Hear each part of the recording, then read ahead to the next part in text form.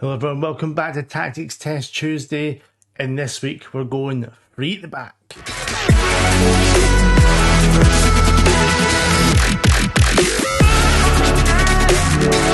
That's right, I've not done a free man defence yet, and I thought I'd try it out, and we're going for English League Special as well.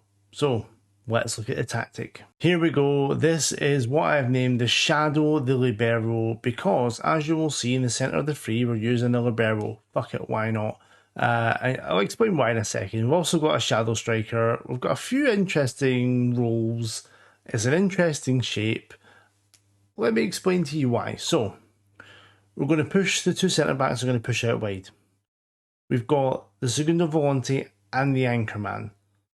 The Anchorman's going to protect the Volante and the centre backs. The Volante is going to attack that space in between the Shadow Striker and the inside forward, and leaves a space in the middle for the Libero to kind of step up into that centre mid, that defensive mid role.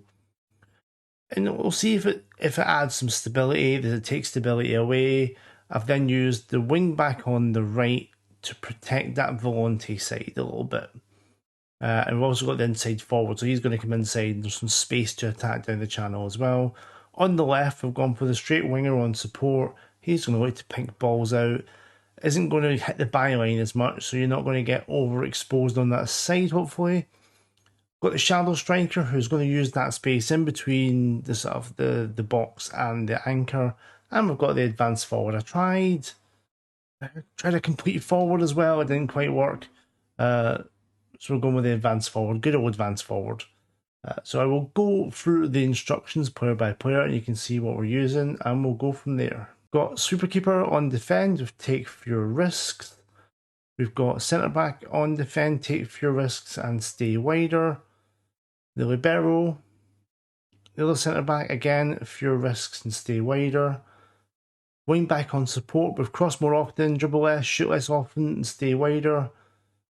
Segundo Volante will close down more and tackle harder. Anchorman, the winger on support, close down more, tackle harder. An inside forward will close down more and tackle harder. There's a theme there. Shadow Striker, more direct passes, close down more, tackle harder. And the advanced forward on close down more and tackle harder. In possession, we're playing wide, playing out of defence, shorter pass and higher tempo, running out of defence and be more expressive. In transition, we're regrouping, but didn't expect that, and countering, and we're distributing quickly. Out of possession, we've got a much higher line of engagement, a higher defensive line, we're more urgent pressing, and we're forcing the attack inside into our sort of 5-man central group, see if they can condense it and make it difficult to find some space. Set pieces wise, it's the same set pieces I've used for all my saves. That's defending right and left, attacking left and right. Let's get your best headers there on the lurking near post. And that's the ones I've set. There's short throw-ins, free kicks are aimed to the best header. So, teams-wise, I got asked by, his name is Hertz1, can you do a test with Chelmsford? I had to look to see who even Chelmsford were and what league they were in. They're in the Vanarama National South, so we got them in there. I've then gone to the National North for Curs and Ashton, just down the road here in Greater Manchester. Then got Bradford City and Harrogate from League 2, and then we've got Arsenal and Sheffield United from the Premier League. I have run out of PSG as well, because I always use PSG as the sort of the guide, the benchmark. Okay, so let's fast forward through the end of the season. Let's see how we've got on.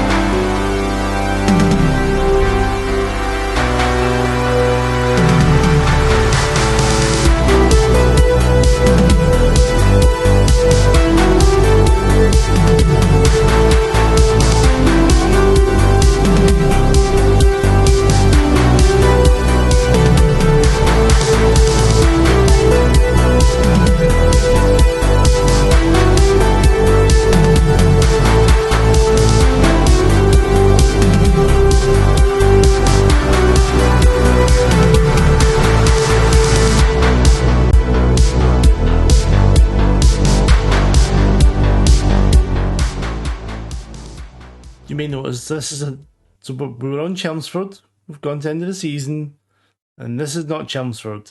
Why? We got sacked by Chelmsford. And before I get to it, I'm going to explain. So PSG was done before this test. PSG did very well, and I'll get to them. And they did so well, and that's why I was like, right, we're going to test this, and we'll do it for Tactics Test Tuesday. Didn't expect to get sacked. So, if we go to, is there any Panorama South, League Table, oh look, Chelmsford finished third. I was thinking, maybe I got sacked right at the end of the season. No, we got sacked in January. Okay, January 9th, so then we go to the past positions, we click on Chelmsford. So there we go, we got beat off Ebbsfleet 1-0, we were down in 15th and they sacked us. And then went on this crazy run and got promoted. Well done, Chelmsford. Should we see, let's have a look at how it went fixture-wise before the 9th of January. Not well. Like, there's a lot of red in there. Lost 4-1, lost 3-1, 3-2, 1-0. Won 5-0 against Solihull Moors, and then you can see in February they smashed it. I can't see what formation they used. Simeon Jackson played for them. Standard 4-4-2, of course. Didn't do well for Chelmsford. I'm sorry to Hearns 1. Maybe I'll try it again at some point. But let's go. Curzon Ashton, 6th in the league. Panorama North. They came 6th. They made it into the playoffs. And then got beat. Playoffs. Schedule. You can't see there, just to my under they got beat 2-1 extra time by Gloucester. It was a 102 minute goal. 102nd minute, lost 2-1 in the playoffs. They got to the playoffs. And what I forgot to show you before was the season preview, which I always forget. 19th. You can't even see them there. 19th. See, predicted 19th out of 22. And managed to come 6 under my guidance. Like, that's amazing. 8 points off of second spot, 9 points off of automatic. Goals scored, joint top goals scored. Defence-wise, 45. The second lowest team was 40. You're in the mix there. Like, really good. Plus 24. If we go to the league, second top goal scorer, Dominic Knowles, 25. And you look at Dominic Knowles, I looked at him earlier. Decent finishing, composure off the ball. He's not fast. He's not one of these like ridiculous players that you think, yeah, I can see why he scores all those goals. Did really well. Clean sheets. Cameron Mason got 17 clean sheets. And Dan Cowan got 10 assists. Let's look at the rest of the squad. 28 for Knowles, then a lot of 6s, whatever. No one. 1 Dan Cowan, 12 for assists. 9 for Walker and Rob Evans. 1.6 goals per game, 14 shots. It's not brilliant, but they performed really well. They've not been beaten. They've gone up way above their pre-season preview and smashed it. Next, we've got 2 teams in League 2. Harrogate, who are projected 24th, and Bradford City projected 4th. Let's see. Harrogate Town. To projected bottom, go and win 18 games is really good. And Bradford City champions. I'm sorry, I think that's success. Harrogate scored 76 goals, which is second in the league. They also conceded 73, but we'll breeze past that. Second most goals in the league for Harrogate, behind Bradford City, also using this tactic. Simon Power, great name, 13 goals. Jack Muldoon 6, Aaron Martin 5. Power got 7 assists. Josh Thompson got 8. Ed Francis with 9. Only one player finished over a 7, and that he played 1 game. 1.65 goals per game. Defence wasn't as good. Shots about the same as Curzon. There we go. Bradford City, champions of League 2. Automatic promotion. Most goals scored. Third least against. Lee Novak, joint top scorer. Reece Staunton, the highest average rating. Connor Wood with the second most assists. Conor Rigby. Kirby got the most yellow cards. I missed that. Let's look at the team detail. Let's see if we can get a bit more detail into this. So Bradford the most goals, just behind on the expected goals. Harrogate there 5th as well, expected goals. That's really good.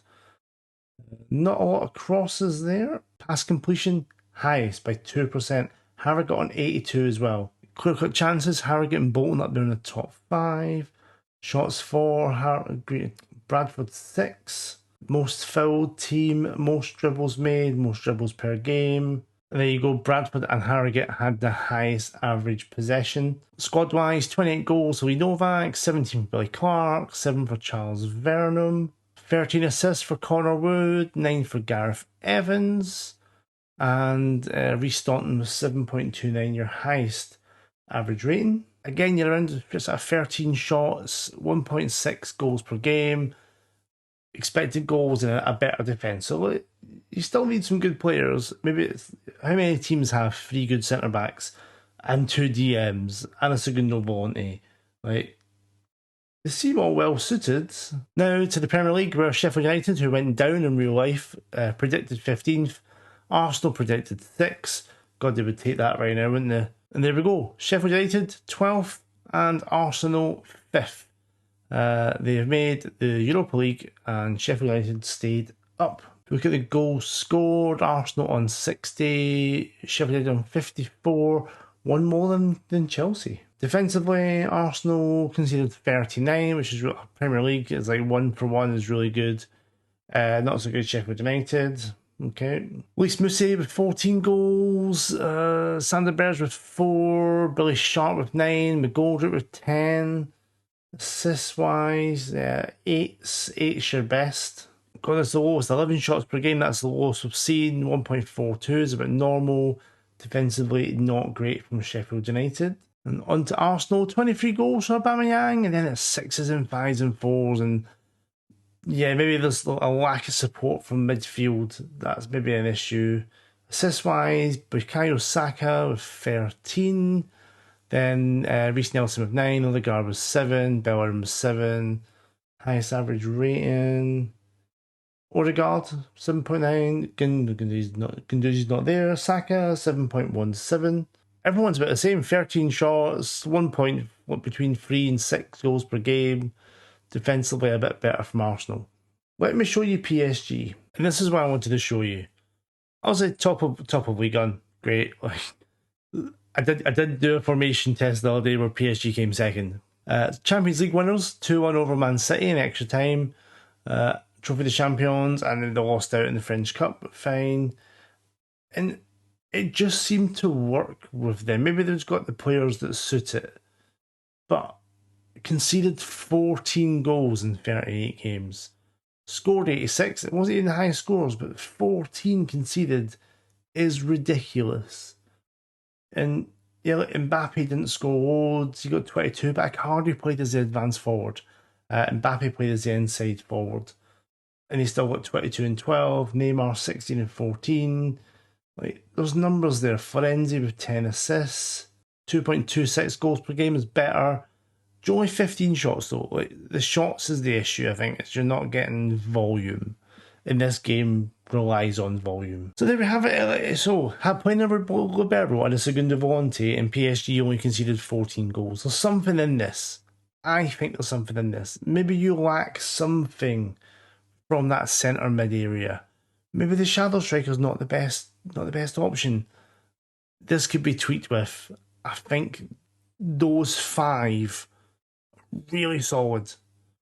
Having the Libero as well gives you a little bit extra. Maybe put the Libero on attack and the Segundo Volante on support. Who knows? There's some tweaks to do. Download it, tweak it, play with it. Let me know how you got on with this. And like, people have said, oh, why do you test with Real Madrid? Why do you test with these teams? And like, download it and make it your own. This is to give you inspiration to be like, oh, I didn't think of using that there. Maybe I'll use that differently. And that's what it's all about. I'll test them, you try them out, let me know how you do. Let me know what you change, if you change anything. That's what these tests are all about. Thank you for watching so much. Please drop a like on the video. Please subscribe to the channel. We'll do more of these. Please if you've got a formation, send me it. I'll test it out. It's good fun. I want to see new things as well. You've got a Discord, links in the description. Drop it in there and we'll see what happens. So thank you for watching. All the best. Cheers.